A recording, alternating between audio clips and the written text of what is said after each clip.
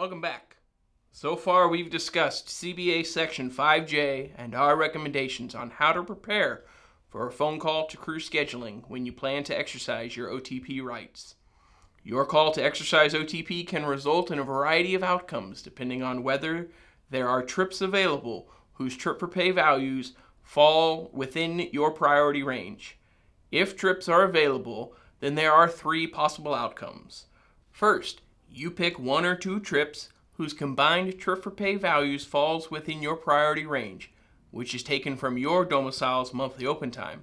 Or if insufficient trips exist in your domicile, then from another domicile's monthly open time, with paid deadheads to and from your domicile for each trip.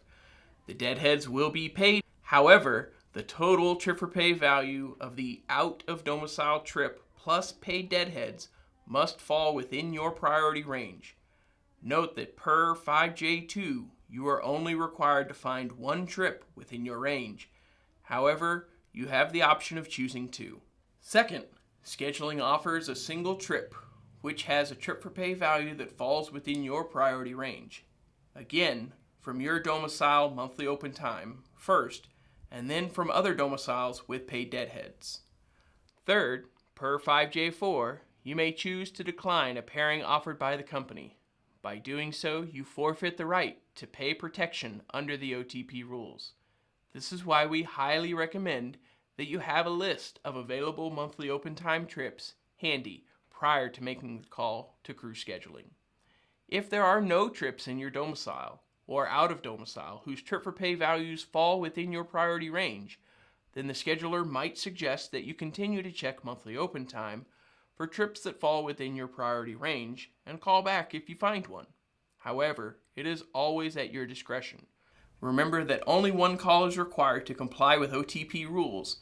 With no trips in your range available, you have two more options.